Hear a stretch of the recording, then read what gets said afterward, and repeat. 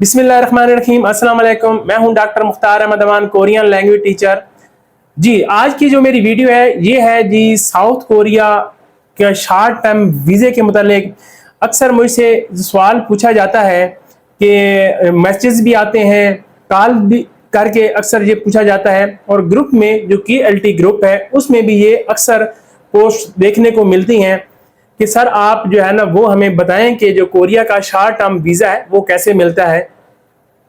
तो आप KLT एक ग्रुप है, जो जिन लोगों को नहीं पता, वो पाकिस्तान का सबसे बड़ा ग्रुप है अबाउट कोरिया के मुतालिक। तो जिन लोगों ने उसको ज्वाइन नहीं किया वो फेसबुक पे जाके KLT कोरियन लैंग्वेज टेस्ट जब लिखेंगे तो उसमें 94,000 मेंबर हैं, उसको आप ज्वाइन कर लें, आपको बहुत सारी इंफॉर्मेशन जो है ना वो उसमें मिलेगी।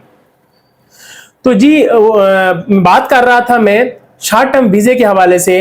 तो मैं इस वीडियो में उस वीज़े के मुकम्मल प्रोसेस के बारे में बताऊंगा, स्टार्ट से लेकर एंड तक सारी डिटेल बताऊंगा कि उस वीज़े को कैसे अप्लाई, शॉर्ट टर्म वीज़े के लिए कैसे अप्लाई करते हैं, वो किन किन लोगों को मिलता है, और वो कितने ड्यूरेशन का होता है, और उसके लिए कौन कौन से डॉक्यूमेंट्स जो है ना वो दरकार होते हैं, और उसके अलावा उसको आप कैसे चेक कर सकते हैं, और वो आपका टोटल जो है वीजा फीस कितनी है उसके मतलब ये सारी डिटेल मैं इस वीडियो में स्टेप बाय स्टेप 1 बाय 1 आपको सारी डिटेल बताऊंगा। जी, तो ये जो शॉर्ट टर्म वीजा है ये 3 लोगों को मिलता है। बिजनेस पर्पस के लिए ऐसे लोग जो बिजनेस वीजा पर साउथ कोरिया जाना चाहते हैं उनको मिलता है, लेकिन शर्त ये होती है कि इनविटेशन लेटर उनके पास होना जरूरी है। साउथ कोरिया से कोई ना कोई इनविटेशन लेटर जब आता है फिर वो बिजनेस वीजे के लिए अप्लाई कर सकते हैं। उसके बाद दूसरा जो है वो है टूरिस्ट वीजा। जो शॉर्ट टर्म टूरिस्ट वीजा होता है उसके लिए अप्लाई कर सकते हैं, और वो भी जो है वो 3 मंथ के लिए जो है ना वो वैलिड होता है, और आपका जो है ना वो गुड एक ट्रैवल हिस्ट्री बहुत अच्छी होनी चाहिए, और फिर बैंक बैलेंस भी अच्छा होना चाहिए। तकरीबन 2 मिलियन तक यानी 20 लाख तक आपका वो बैंक बैलेंस जो है ना वो लास्ट 6 मंथ में होना जरूरी है मेंटेन। उसके अलावा नंबर 3 पे उन लोगों को जो है ना वो मिलता है, तो डुअल नेशनल जो पाकिस्तानी है जो दोहरी शरीयत रखते हैं, उनके पास वो USA के हैं, UK के हैं, या ऑस्ट्रेलिया वगैरह के हैं, तो वो जो है ना वो 30 डेज का 3 ट्रांजिट वीजा उनको मिल जाता है अगर वो अपने होम कंट्री में जो है ना वो जा रहे होते हैं। उसके अलावा इसमें जो है ना वो 30 दिन से ज्यादा कुछ ममालिक में मिलता है, लेकिन पाकिस्तान उसमें जो है ना वो शामिल नहीं है।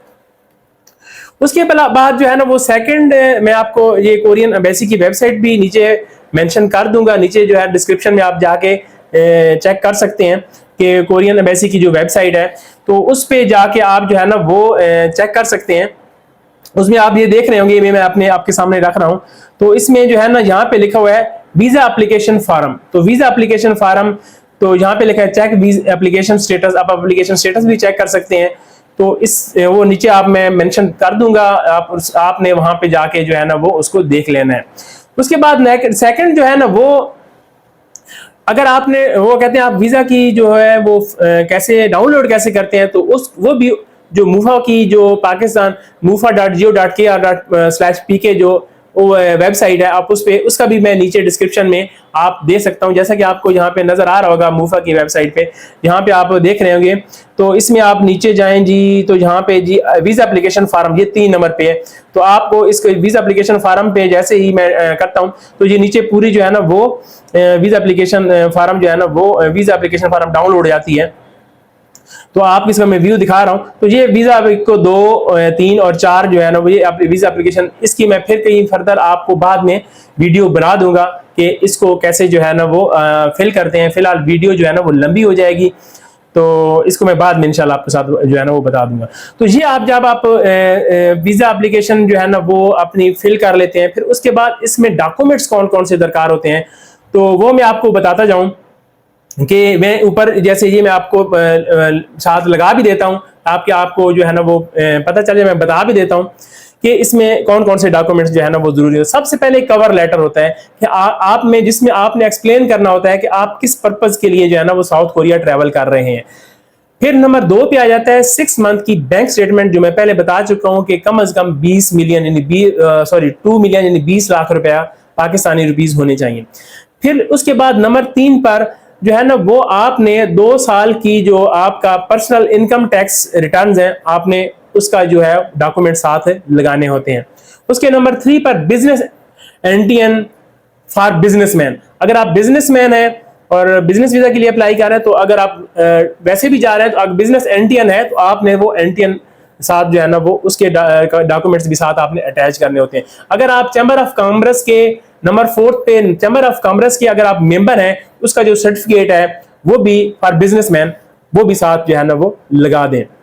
उसके बाद नंबर 5 पे वो लोग जो जॉब करते हैं तो वो अपना जो सैलरी पर्सन होते हैं वो साथ अपना जो है ना वो जॉब लेटर साथ लगाएंगे। और नंबर 6 पर जो अपनी लास्ट 3 मंथ की जो सैलरी है, जो सैलरी स्लिप हो, वो भी साथ जो है अटैच करेंगे वो लोग जो जॉब कर रहे होते हैं। नंबर 7 पे जो आ जाता है उसमें आपने जो डमी एयर टिकट होती है वो भी साथ लगानी होती है। उसके बाद आपने एक डमी जो है ना होटल की बुकिंग है वो भी साथ लगानी होती है। फिर फैमिली रजिस्ट्रेशन डाटा होता है, सर्टिफिकेट होता है, फैमिली रजिस्ट्रेशन सर्टिफिकेट वो नादरा से आपको मिल जाता है, वो भी आपने साथ लगाना होता है। उसके बाद पासपोर्ट हिस्ट्री, अगर आपने पासपोर्ट हिस्ट्री भी साथ लगानी होती है, इसमें जो उसकी जो फोटोकॉपी करके जो प्रीवियस जितने भी वीजे हैं वो भी साथ आपको लगाने होते हैं। तो ये तकरीबन आपने डॉक्यूमेंट्स में ऊपर आप मेंशन भी कर रहा हूं, यहाँ पे आप देख सकते हैं। तो इसमें जो है ना वो आपने ये डॉक्यूमेंट्स आपने साथ लगाने होते हैं। उसके बाद अगला मरला आ जाता है जी एम्बेसी जाने का। तो एम्बेसी जो है ना वो आप डॉक्यूमेंट सबमिट करवाने जाते हैं, तो अपनी गाड़ी पे जाएं या जैसे भी जाएं, तो लेकिन उसके लिए आपने जो शटल बस सर्विस है वो लेनी होती है। वहां से शटल बस है वो उसको 2000 जो है रुपीज है वो आपने शटल बस सबमिट करवाने होते हैं। तो वो आपको साउथ कोरिया एम्बेसी लेकर चली जाती है, तो आप अपनी वहां पे जो है ना वो डॉक्यूमेंट सबमिट कर लेते हैं। हाँ, बाज लड़के पूछते हैं कि सर, अक्सर पूछते हैं कि ये जो दोबारा हम जब पासपोर्ट लेने जाते हैं तो क्या दोबारा भी हमें ये शटल बस सर्विस की 2000 जमा करवाने सबमिट करवाने होंगे? तो जी बिल्कुल, आपको दोबारा आपने जब पासपोर्ट लेने जाना है तो फिर भी आपने 2000 रुपया शटल बस सर्विस के जमा करवाने हैं। तो उसके बाद ये याद रखें, पासपोर्ट जो है ना वो जो पासपोर्ट की सबमिशन डेट होती है वो मंडे टू फ्राइडे होती है, सुबह 9:30 से लेकर 11:30 बजे तक पाकिस्तान जो कोरियन एम्बेसी है उसमें। इसी तरह जब आपने पासपोर्ट रिसीव करना है, जब वापस लेना है, तो भी मंडे और फ्राइडे के 9:30 से लेकर 11:30 बजे तक आपने वहां पे जाना होता है। आप अपना जो है ना वो पासपोर्ट ले सकते हैं, लेकिन उसमें वो जो आप एक रसीद मिलती है जिसकी मैं आगे बता दूंगा, वो रसीद आपने लाजमी साथ जो है ना वो लेके जानी होती है। तो उसके बाद आगे आ जाता है जी साउथ कोरिया जो है उसकी वीजा फीस कितनी है। तो साउथ कोरिया की जो वीजा फीस है 2024 के लिए वो 12,000 रुपया है। आपने जब आपने डॉक्यूमेंट सबमिट करवाने होते हैं तो विद इन एम्बेसी आपने वो 12,000 रुपया अंदर ही जमा कराने होते हैं, और उसकी आपको एक स्लिप दे दी जाती है इस तरह की। ये जो आपको आगे मैं आपको उसको स्लिप का एक जो है ना वो आपकी नमूना आपके सामने रख देता हूं। तो ये वाली स्लिप, इस तरह की स्लिप आपको जो है वो मिलेगी। अच्छा, इस स्लिप को आपने बड़ा जो है वो क्या कहते हैं संभाल के रखना होता है, क्योंकि जब मैं जैसे कि बता चुका हूं, जब आपने पासपोर्ट लेने जाना है तो आपको ये स्लिप दिखाकर ही पासपोर्ट मिलेगा, अदरवाइज आपको पासपोर्ट नहीं मिलेगा। इसलिए इसको बड़ा एहतियात से और संभाल के रखें इसको पासपोर्ट। उसके बाद नेक्स्ट जब आप सारा कुछ अपने डॉक्यूमेंट सबमिट करवा देते हैं एम्बेसी में, उसके बाद अपना जो स्टेटस है, वीजा स्टेटस, वो भी चेक कर सकते हैं। उसकी वो भी आपकी जो है वो मैं नीचे उसका भी वीजा www.visa.go.kr वो मैं नीचे आपको डिस्क्रिप्शन में उसका भी लिंक दे दूंगा, तो आपने वो लिंक भी वहां से देख लेना है। उसकी मैं ये तकरीबन जब आप उसको वहां पे ओपन करेंगे तो इस तरह की हिस्ट्री जो है ना वो आपको नजर आ रही होगी यहाँ पे। तो ये वाला जो इसमें जो है ना वो आपके सामने आ जाएगी। ये डॉक्यूमेंट्स में साथ जो लगा रहा हूँ, चेक एप्लीकेशन स्टेटस, तो इसमें वो जो है ना सारा पासपोर्ट नाम आ जाता है, फिर नाम आ जाता है, डेट ऑफ बर्थ वगैरह सारा कुछ।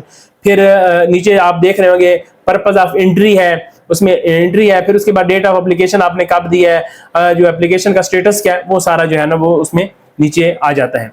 तो इसके बाद आ जाता है जी वीजा अप्रूवल प्रोसेसिंग। जब टाइम है तो जो वीजा अप्रूवल कितने दिनों में होता है, अक्सर ये पूछा जाता है।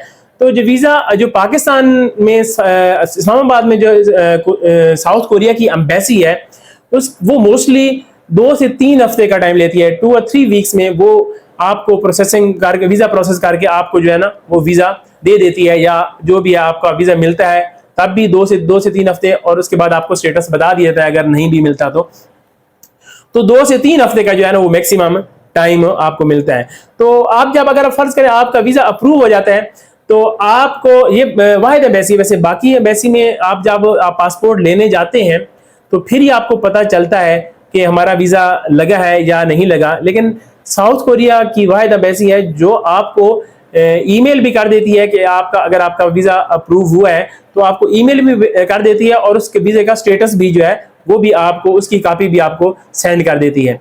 तो ये बहुत अच्छा जो है ना वो प्रोसेस। आप जब उसको वीजा अप्रूवल को कोई आ जाए तो सीन जी आपके पास मैं आपको ये इसका एक एग्जांपल बता रहा हूँ कि ये इस तरह जो है ना वो उसमें पासपोर्ट है, आगे नाम आ जाता है बर्थडे, और फिर नीचे लिखा है जो है ना स्टेटस क्या हो। ये स्टेटस आपको नजर आ रहा होगा, तो स्टेटस क्या है उसमें आपका जो भी स्टेटस है आपका यहाँ पे वो पासपोर्ट टूरिज्म के लिए यहाँ पे मेरे पास जो मौजूद है इसका लिए अप्रूव्ड है।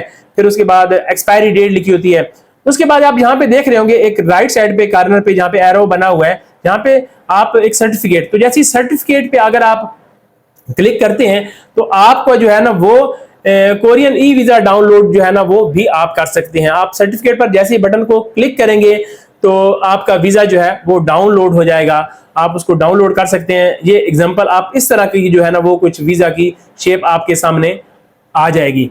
तो इसमें जो है ना वो ये जैसे नजर आ रहा हो कि उसमें सारा ये वीजा लिखा हुआ है, यहाँ पे इतने दिनों के लिए है, ये वीजा की ये कैटेगरी है जी, और ये 90 डेज के लिए है, सो ऑन जो भी वहाँ पे इशू डेट और एक्सपायरी डेट जो है ना वो सारी इसमें मौजूद होगी।